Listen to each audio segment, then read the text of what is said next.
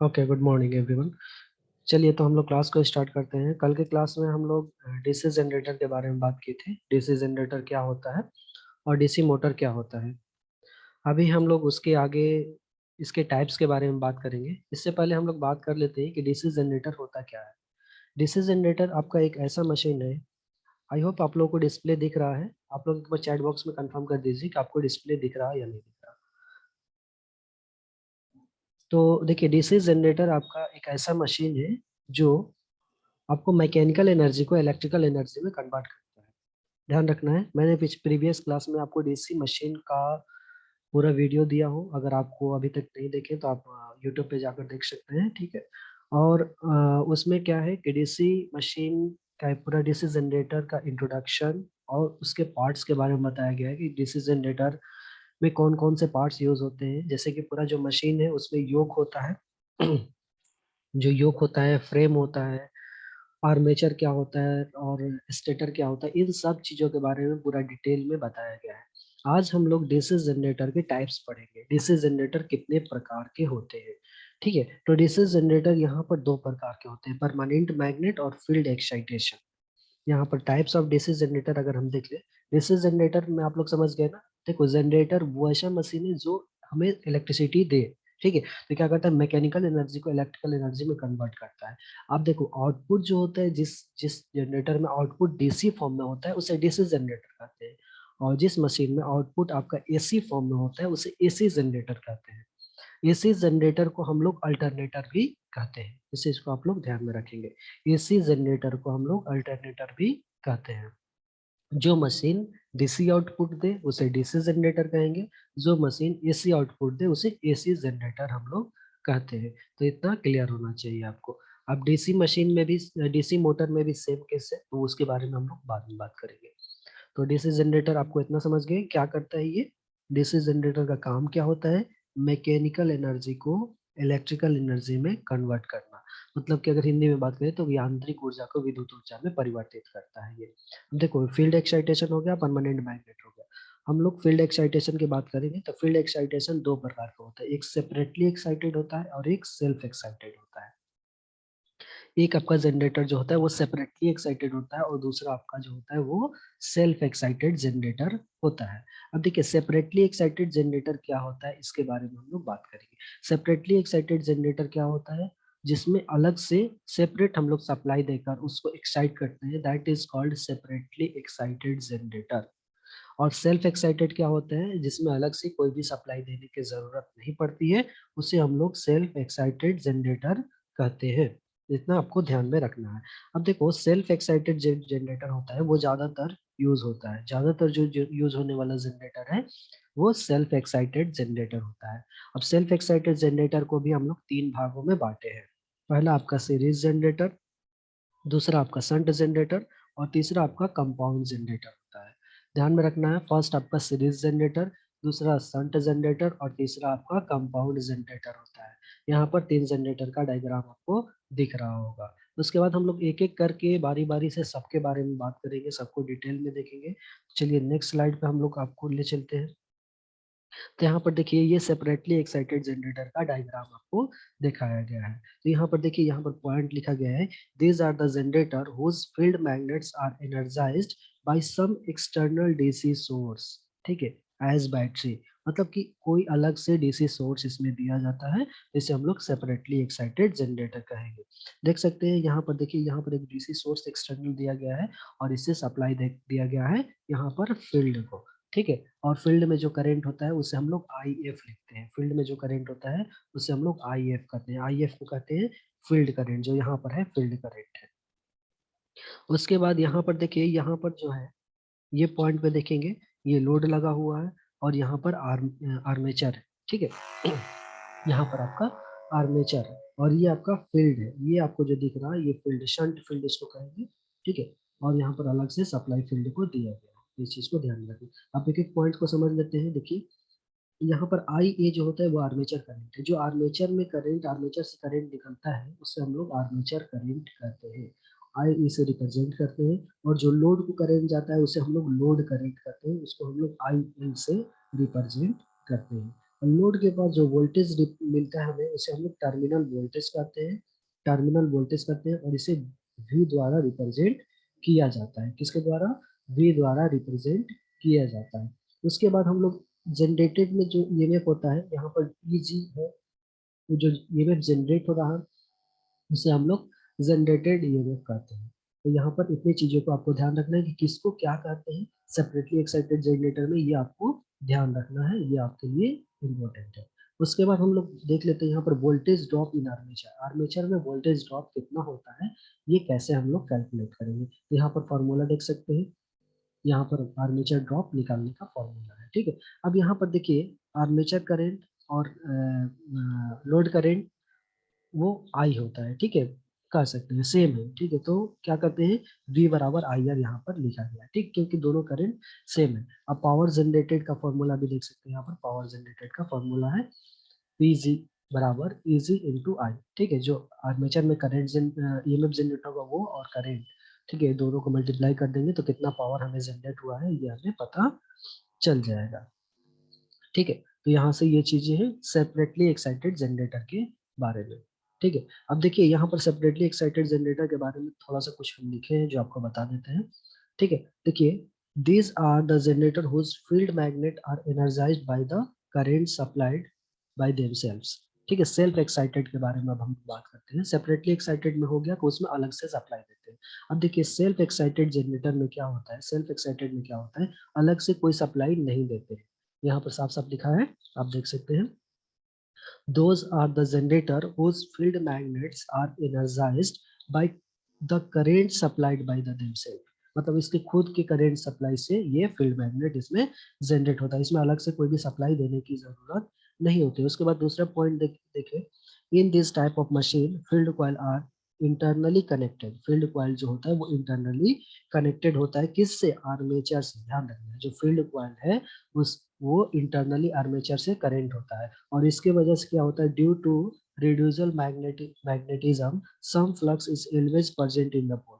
कुछ residual magnetism होता है, उसकी वजह से इसमें कुछ फ्लक्स पहले से प्रेजेंट होता है पोल में। ठीक है, पहले से रहता है, और उसके वजह से हम लोग ईएमएफ को जनरेट करते हैं। When the armature is rotate, जब आर्मेचर रोटेट करता है तो सम ईएमएफ इज इंड्यूस्ड। जब आर्मेचर रोटेट करेगा तो कुछ ईएमएफ इंड्यूस होगा, hence some induced EMF is induced current is produced. ठीक है, उसके वजह से जो ईएमएफ है उसके वजह से करंट प्रोड्यूस होगा, और this small current flows through the field coil as well as load, and thereby वो उसके वजह से आपका फ्लक्स जनरेट होता है। यहाँ पर सिंपल से हम लोग को समझना है कि देखो रिड्यूसर मैग्नेट होता है, उसके वजह से क्या होता है, कुछ उसमें ईएमएफ इंड्यूस्ड होता है जब आर्मेचर घूमने लगता है, रोटेट करता है, और जब आर्मेचर रोटेट करेगा तो करंट प्रोड्यूस होगा, ये हम लोग जान रहे हैं, और उसके वजह से हमारा फ्लक्स वगैरह जनरेट होता है। ये जिससे सेल्फ एक्साइटेड की बात कर रहे हैं हम लोग। तो सिंपल सी बात है, सेल्फ एक्साइटेड में आपको इतना ध्यान रखना है कि ये क्या होता है, एक self magnetised self current supplied machine है, इसमें अलग से कोई भी सप्लाई देने की जरूरत हम लोगों को नहीं पड़ती है। इतना चीजें आप लोगों को क्लियर है? ठीक है, नेक्स्ट स्लाइड पे हम लोग चलते हैं। देखो यहाँ पर क्या है, as the pole flux state it will produce more armature EMF. ठीक है, पोल फ्लक्स की वजह से क्या होता है, मोर आर्मेचर ईएमएफ इंड्यूस्ड होता है, और which cause further increase of current through the field. Simple सी बात है कि ये करा कि आपको क्या होता है कि जितना ज्यादा आपका फ्लक्स कट होगा उतना ज्यादा करंट जनरेट होगा, और जिसकी वजह से आपका वो मशीन अच्छा काम करेगा। तो सिंपल सी बात है, आपको ये समझना है कि जो डीसी सेल्फ एक्साइटेड मशीन है उसमें क्या होता है, अलग से कोई सप्लाई देने की जरूरत नहीं होती है, उसमें सेल्फ एक्साइटेड जनरेटर होता है, अंदर ही अंदर सप्लाई होती है।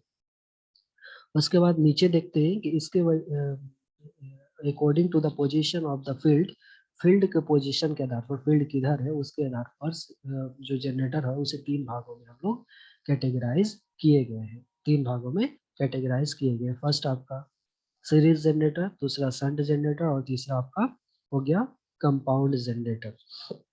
ठीक है। तो सीरीज जनरेटर क्या होता है, शंट जनरेटर क्या होता है और कंपाउंड जनरेटर क्या होता है, और कंपाउंड जनरेटर क्या होता है, तीनों के बारे में हम लोग डिटेल में बात करेंगे। ठीक है। तो देखो सीरीज जनरेटर में क्या होता है, जो आपका आर्मेचर है ना, आर्मेचर जैसे मान लेते हैं ये हमारा एक आर्मेचर है, ठीक है, आर्मेचर है, ठीक है। अब इसमें क्या करेंगे, यहाँ पर हम क्या करते हैं, फील्ड लगा दें, ठीक है, ये फील्ड लगा दी, ठीक है। यहाँ पर आपका लोड लगेगा, ठीक है, ये जनरेटर है तो यहाँ पर लोड लगेगा, ठीक है, यहाँ पर लोड लगा दिए, ये आपका आर्मेचर है और ये आपका फील्ड है।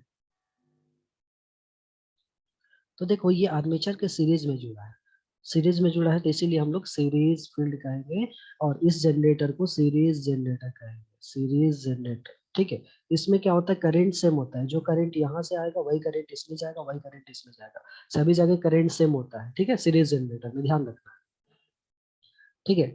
हालांकि करंट आएगा नहीं, करंट इधर से जाएगा, करंट का डायरेक्शन ये होगा तो इधर से जाएगा, ठीक है, ध्यान रखना। तो अभी मैं नेक्स्ट स्लाइड आप लोगों को दिखा रहा हूँ, पहले ये सीरीज जनरेटर के बारे में थोड़ा सा हम लोग जान लेते हैं, ठीक है। तो देखिए सीरीज जनरेटर क्या होता है, in this type of generator the field winding are connected in series with the armature conductor, ठीक है, सिंपल सी बात है कि जो फील्ड वाइंडिंग होता है वो आर्मेचर कंडक्टर के सीरीज में कनेक्ट होता है। So whole current flows through the field coil as well as load coil, मतलब जितना भी करंट है वो किससे फ्लो होगा, फील्ड कॉइल से और लोड से, ठीक है। As series field winding carries full load current, series field winding full load current ले जाती है, तो इसीलिए डिजाइन किया जाता है कैसा, थिक वायर, ध्यान रखना, थिक वायर से, ठीक, थिक मतलब मोटा, ध्यान रखना, ठीक, ठीक मतलब मोटा तार, मोटा तार से इसको डिजाइन करता है, ठीक है, पतला तार नहीं होता है, ठीक है, मोटा तार और कम टर्न्स, ध्यान रखना, मोटा तार कम टर्न्स होता है, ठीक है, तो इसको ध्यान रखना, थिक वायर से इसको डिजाइन किया जाता है। क्योंकि डिजाइन किया जाता है ये भी आप लोग समझ गए, क्योंकि ये लोड करंट वाला जो करंट होता है, पूरा करंट ये इसके सीरीज से जाता है, इसीलिए इसको मोटा तार करते हैं। उसके बाद क्या है, the electrical resistance series field winding therefore very low, ठीक है। अब हम लोग जानते हैं, आप लोग फॉर्मूला जानते हो, आर बराबर क्या होता है, रो एल बाई ए, ठीक है, सभी लोग पढ़े हुए, आई होप कि सभी लोग आप लोग पढ़े। आर बराबर होता है rho L by A, R क्या है, रेजिस्टेंस है, रो क्या है आपका प्रतिरोधकता है, एल क्या है लंबाई है, और ए जो है आपका एरिया है। अब देखो एरिया क्या है, एरिया मतलब मोटाई, जैसे तार है ये तार है, तो ये मोटाई होता है, एरिया जो होता है वो मोटाई को बोलते हैं, क्रॉस सेक्शनल एरिया इसको नॉर्मली बोलते हैं। तो देखो जब एरिया को हम लोग बढ़ाएंगे, एरिया को बढ़ाएंगे तो रेजिस्टेंस क्या होगा, कम होगा, जानते हो ना, बटा में यहाँ आर क्या हो गया, इनवर्सली प्रोपोर्शनल 1/a हो जाएगा, आर क्या हो जाएगा, इनवर्सली प्रोपोर्शनल 1/a हो जाएगा, मतलब कि आर को ए के रिस्पेक्ट में अगर देखा जाए तो ए को जब हम बढ़ाएंगे क्या करते हैं, थिक वायर यूज करते हैं, मोटा तार यूज करते हैं, यहाँ पर मैं इरेज करता हूँ, थिक तार यूज करते हैं, मोटा तार यूज करते हैं, मोटा करेंगे तो क्या होगा, एरिया बढ़ेगा, एरिया बढ़ेगा तो रेजिस्टेंस घट जाएगा, ठीक है। तो यहाँ पर देखिए वही पॉइंट यहाँ पर लिखा गया है कि the electrical resistance of series field winding therefore very low, इस वजह से आपका सीरीज फील्ड वाइंडिंग का इलेक्ट्रिकल रेजिस्टेंस जो होता है वो लो होता है। अब कितना होता है ये भी ध्यान रखना है कि नियरली 0.5 ओम होता है, मतलब अप्रोक्स 0.5 ओम के आसपास होता है, तो इतना ध्यान में आपको रखना है, ठीक है।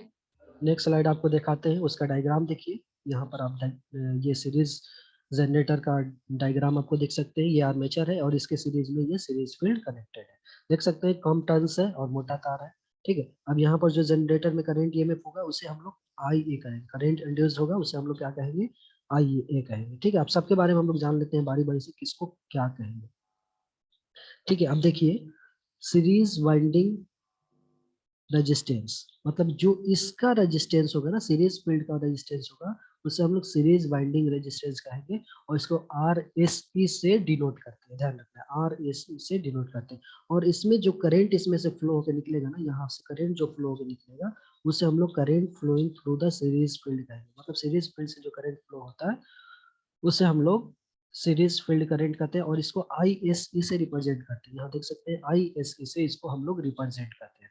अब नेक्स्ट हम लोग देखते हैं, ये आर्मेचर है आपका, ये आपका आर्मेचर है, और इसका जो रेजिस्टेंस होता है ना उसको हम लोग आर ए लिखते हैं, आर ए, आर्मेचर रेजिस्टेंस लिखते हैं, ठीक है। क्या लिखेंगे, आर्मेचर रेजिस्टेंस लिखेंगे, ठीक है, क्लियर है इतना। उसके बाद देखो, उसके बाद हम इसको थोड़ा सा इरेज कर लेते हैं। उसके बाद देखो, यहाँ पर से जो करेंट प्रोड्यूस होगा ना आर्मेचर में, जो करेंट प्रोड्यूस होगा उसे हम लोग आई ए लिखेंगे, आर्मेचर करंट उसको बोलते हैं। और जो लोड को करंट जाता है ना, यहाँ लोड को, उसको हम लोग आई एल लिखते हैं, लोड करंट बोलते हैं। ठीक है, तो एक एक आपको पॉइंट को ध्यान रखना है कि किसको क्या कहते हैं, ये चीज आपको जानना बहुत जरूरी है। उसके बाद यहाँ पर जो वोल्टेज मिलेगा इसको हम लोग टर्मिनल वोल्टेज कहेंगे। यहाँ पर जो वोल्टेज मिलेगा उसको हम लोग टर्मिनल वोल्टेज कहेंगे। और यहाँ पर जो वोल्टेज जनरेट होगा ना उसे हम लोग जनरेटेड वोल्टेज कहेंगे, या जनरेटेड ईएमएफ कह सकते हैं। क्या कहेंगे? जनरेटेड ईएमएफ कहेंगे। इतना चीजें क्लियर है। उसके बाद हम लोग बात करते हैं, उसके बाद हम लोग बात करते हैं कि यहाँ पर देखिए, यहाँ पर से जो करंट जा रहा ना, यही करंट इधर भी जा रहा है, यही करंट इधर भी जा रहा है, मतलब करंट में कोई चेंजेस नहीं आ रहा। तो ये करंट और ये करंट, तीनों करंट क्या होगा? सेम होगा। मतलब आई ए बराबर आई एस सी बराबर आई एल, ये बराबर आई कह सकते हैं, ये सब सेम है। ठीक ठीक है, तो मतलब कह सकते हैं आर्मेचर करंट, फील्ड करंट और लोड करंट, सब करंट बराबर होता है। ठीक है, अब मेन इंपॉर्टेंट फॉर्मूला ये है आपका, वोल्टेज अक्रॉस द लोड। यहाँ लोड पे कितना वोल्टेज जनरेट होगा ये आपको बतानी है। तो ये क्या होता है, इसमें जो जनरेट हुआ, यहाँ पर जो जनरेट हुआ, ठीक है, उसको माइनस कर देंगे किससे? लोड से। ठीक है, लोड से, आई into I A R A. ठीक है, ठीक है, वोल्टेज ड्रॉप में, इस वोल्टेज ड्रॉप को इसमें माइनस कर देंगे। ठीक है ना, तो इसको ध्यान रखना है, यहाँ पर फॉर्मूला आपको ध्यान रखना है। हालांकि ये करंट सेम हो जाएगा, ठीक है, तो इसमें कुछ अलग करंट नहीं होगा। यहाँ पर जो करंट है ये सेम हो जाएगा, आई ए और आई दोनों बराबर हो जाता है। ठीक है, तो यहाँ पर आप देख सकते हैं, ये आपका फॉर्मूला हो गया। उसके बाद आपको कितना पावर जनरेट होगा वो यहाँ से आप कैलकुलेट कर सकते हैं, और पावर डिलीवर्ड कितना होगा वो यहाँ से आप कैलकुलेट कर सकते हैं नीचे उसके। ठीक है, यहाँ पर कितना पावर डिलीवर्ड होगा वो यहाँ से आप कैलकुलेट कर सकते हैं। ठीक है, ये आपका पूरा सीरीज मोटर का, सीरीज जनरेटर का फंडा हो गया। ठीक है, सीरीज जनरेटर में आपको क्या क्या चीजें ध्यान रखना है? पहला तो इसका फील्ड वाइंडिंग सीरीज में होता है, करंट सभी जगह बराबर होता है, आर्मेचर करंट, फील्ड करंट और लोड करंट सब बराबर होता है, और किसको क्या कहते हैं ये आपको ध्यान रखना है। चलिए नेक्स्ट स्लाइड आपको ले चलते हैं शंट जनरेटर के बारे में। उससे पहले हम डिस्प्ले को क्लियर कर देते हैं। आई होप कि आप लोगों को समझ में आ रहा होगा। आप लोग चैट बॉक्स में बता सकते हैं कि आप लोगों को कोई डाउट्स है तो आप लोग पूछ सकते हैं। ठीक है, ऐसा नहीं कि हम बोले जा रहे हैं, आपको जो भी डाउट्स है आप चैट बॉक्स में हमें बताएं, हम उसको रिप्लाई करेंगे। ठीक है, तो जो भी आपके डाउट्स वगैरह है, जो भी कुछ समझ में नहीं आ रहा तो आप पूछ सकते हैं। ठीक है, चलिए नेक्स्ट देखते हैं शंट जनरेटर। शंट जनरेटर में क्या होता है? शंट जनरेटर की जो यहाँ पे देख सकते हैं, in this type of generator field winding are connected in parallel. जो फील्ड वाइंडिंग होता है वो पैरेलल में कनेक्टेड रहता है। ठीक है, जो फील्ड वाइंडिंग इसका होता है वो पैरेलल में कनेक्टेड रहता है। ठीक है, जैसे यहाँ पर मैं आपको डायग्राम दिखाऊंगा। देखिए यहाँ पर क्या है, ये आर्मेचर है और इसका ये फील्ड वाइंडिंग, ये क्या है? पैरेलल में कनेक्टेड है। ठीक सकते हैं ना, पैरेलल में, पैरेलल आप लोग को पता है ना, ये पैरेलल में यहाँ से कनेक्टेड है। ठीक है, तो ये चीजें पहला पॉइंट होगा। दूसरा पॉइंट देखिए, दूसरा पॉइंट क्या है कि in shunt generator voltage in the field winding is same as voltage across the terminal. मतलब कि जो यहाँ पर वोल्टेज होगा, जैसे आप नेक्स्ट स्लाइड आपको देखें, तो जो यहाँ पर फील्ड वाइंडिंग में यहाँ पर जो वोल्टेज होगा वही यहाँ पर भी वोल्टेज होगा, मतलब दोनों जगह वोल्टेज सेम होगा। टर्मिनल वोल्टेज पे भी सेम, क्योंकि पैरेलल है, पैरेलल में वोल्टेज सेम होता है, आपको पता ही है। ठीक है, उसके बाद हम नेक्स्ट स्लाइड पे लेके चलते हैं आपको, नेक्स्ट मतलब नेक्स्ट पॉइंट पे चलते हैं, हम लोग बात करते हैं। तीसरा पॉइंट हमारा है, ठीक है, hence armature current I A is delivered two parts. ठीक है, मतलब आर्मेचर करंट जो होता है वो दो भाग में बढ़ जाता है, शंट फील्ड करंट और लोड करंट। वो अभी मैं अभी बताऊंगा कैसे बढ़ जाता है। वो करंट दो भाग में बढ़ जाता है और दोनों को ऐड करते हैं तो यहाँ पर आपको आर्मेचर करंट मिलता है। ठीक है, लोड करंट मैक्सिमम होता है, ये चीज को आपको ध्यान में रखना है। ठीक है, तो इतना चीजें आपको ध्यान में रखना है। उसके बाद हम नेक्स्ट देखेंगे, नेक्स्ट पॉइंट है, so it is required to keep the shunt field current small as as small as possible. मतलब कि शंट फील्ड करंट को हम लोग कम रखते हैं, और for this purpose resistance of shunt field winding generally kept high. ठीक है, शंट फील्ड वाइंडिंग का रेजिस्टेंस ज्यादा होता है, सीरीज में क्या होता है कम होता है, इसमें ज्यादा होता है। क्यों ज्यादा होता है वो भी मैं बताऊंगा। And large number of turns are used for desired EMF.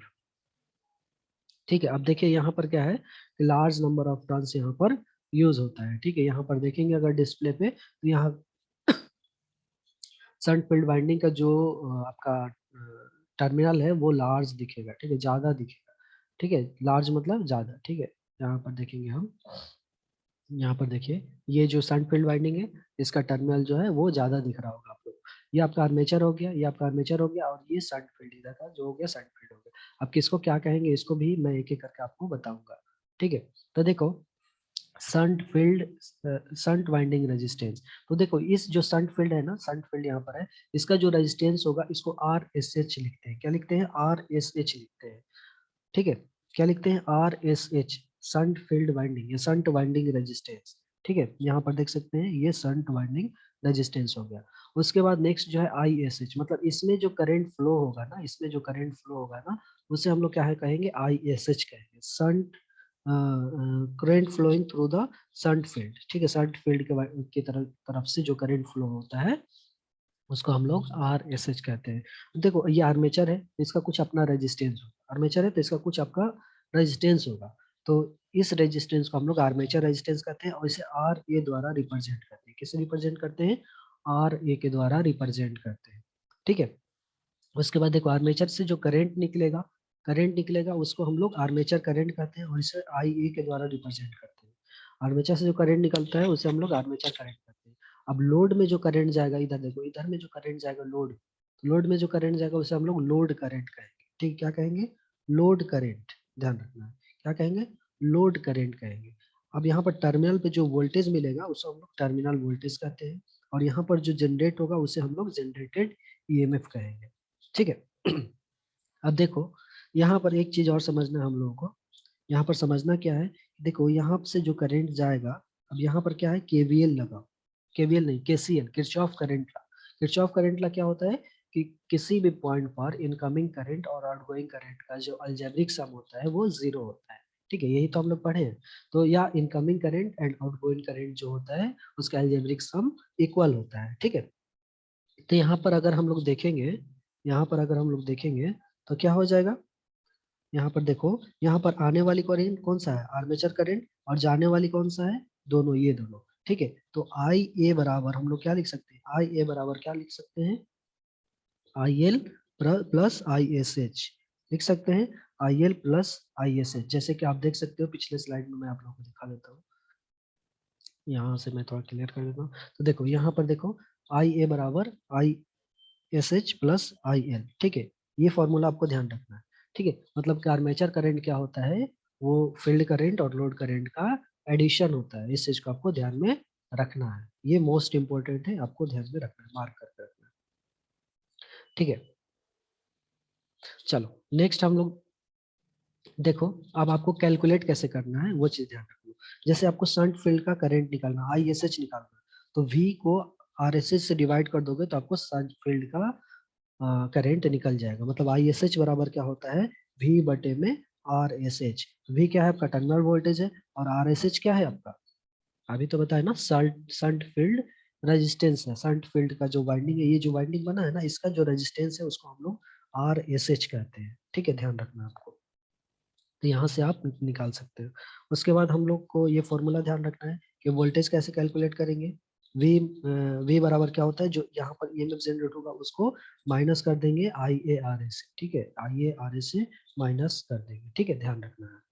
उसके बाद क्या है? पावर कितना जनरेट होगा इस फॉर्मूले से हम लोग निकाल सकते हैं, और पावर लोड को कितना जाएगा, डिलीवर्ड कितना होगा, उसको हम लोग इस फॉर्मूले से निकाल सकते हैं। तो फॉर्मूले आप लोग ध्यान में रखिएगा, सीधे सीधे आप लोगों से फॉर्मूले या न्यूमेरिकल पूछेगा तो आप लोग कर सकते हैं। वैसे आईटीआई लेवल पे बहुत ज्यादा डीपली न्यूमेरिकल नहीं आता है, ईजी आता है, बट आपको डायग्राम वगैरह ध्यान रखना है, किसको क्या करते हैं, ये सब चीजें को ध्यान रखना है। बाकी डिटेल में जानना है तो आप लोग कमेंट बॉक्स में बताइए, चैट में बताइए, तो हम और भी डिटेल में आप लोगों को बता देंगे।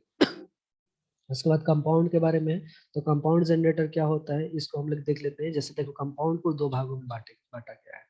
एक होता है लॉन्ग शॉट और एक होता है शॉर्ट शॉट। तो देखो यहाँ शॉर्ट शॉट में क्या होता है, तो देखो ज्यादा अंतर नहीं होता है, कंपाउंड में बस बाइंडिंग दो हो जाते हैं। कंपाउंड में क्या होता है, 2 वाइंडिंग हो जाते हैं, ठीक है ना, वाइंडिंग 2 हो जाते हैं। जैसे देखो ये यहाँ पर एक वाइंडिंग है, एक वहाँ यहाँ पर वाइंडिंग, तो इसमें 2 वाइंडिंग होते हैं। बाकी जिसको जो वहां पर बोला जाता था, इसको भी यहाँ पर वही बोला जाएगा, ठीक है। इसको सीरीज फील्ड कहेंगे, इसे शंट फील्ड कहेंगे, ठीक है। अब देखो, जब ध्यान रखो, ध्यान से सुनो बात को, कि जब आर्मेचर के पैरेलल में शंट फील्ड वाइंडिंग लग जाता है और उसके पैरेलल में सीरीज जाता है, तो उसे हम लोग कहते हैं short shunt compound generator. Clear? फिर से सुनिए, आर्मेचर के पैरेलल में क्या लग गया, शंट फील्ड लग गया, और यहाँ से अलग से पैरेलल में आपका सीरीज फील्ड लग गया, तो इसे हम लोग कहेंगे शॉर्ट शंट कंपाउंड जनरेटर, ठीक है। बाकी आपको फॉर्मूले ध्यान रखना है, फॉर्मूले करंट कैसे निकालेंगे और वोल्टेज कैसे निकालेंगे लोड के क्रॉस, ये फॉर्मूले आपको ध्यान में रखने हैं, ठीक है। इतना फॉर्मूले आपको याद रख लेना है, स्क्रीनशॉट ले लीजिए इसको और फॉर्मूले को याद कर लीजिए, और डायग्राम कैसे बनता है इसको ध्यान में रखिए, आपके लिए इतना काफी है, ठीक है। उसके बाद देखो लॉन्ग शंट में क्या होता है, बस कुछ अलग नहीं होता है। वहां पर देखोगे, पिछले डायग्राम में देखोगे तो यहाँ पर जो था ना, ये था ना, ये जो वाइंडिंग था, ये यहाँ से कनेक्टेड था, ठीक है। सॉरी, ठीक है। यहाँ पर देखो ये आर्मेचर के सीरीज में कनेक्ट हो गया है, बस कुछ अलग नहीं है। लॉन्ग शंट में क्या होता है, ये आर्मेचर के सीरीज में कनेक्ट हो जाता है, बाकी सब सेम होता है, कुछ ज्यादा अलग नहीं होता है। फॉर्मूला थोड़ा सा चेंज हो जाता है, फॉर्मूला आप लोग देख लीजिए, ठीक है। तो इसको ध्यान में रखना है। और करंट आईएसएच कैसे निकालेंगे वो तो आपको पता ही है, वी बटे में आरएसएच कर लेंगे तो आपको करंट निकल जाएगा, ठीक है। वी बटे में आरएसएच कर लेंगे, आपको करंट का पता चल जाएगा, ठीक है। तो ये चीजें ध्यान रखना है, इसको आपको ध्यान में रख लेना है। दोनों डायग्राम आपको मैं फिर से दिखा देता हूँ। ये आपको जो दिख रहा है वो लॉन्ग शंट का डायग्राम है, उसके बाद आपको दूसरा डायग्राम दिखाएंगे,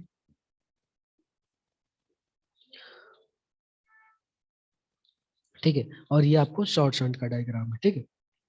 शॉर्ट शंट में क्या होता है, आर्मेचर के पैरेलल में कनेक्ट हो जा रहा और यहाँ पर सीरीज में कनेक्ट हो जा रहा, ठीक है। तो दोनों आपको ध्यान में रखना है, ठीक है। तो ये थोड़ा सा डेफिनेशन था। तो आज हम लोग पूरा डिटेल में आपको बताएं कि कैसे आपको पूरा करना है सारी चीजें, ठीक है।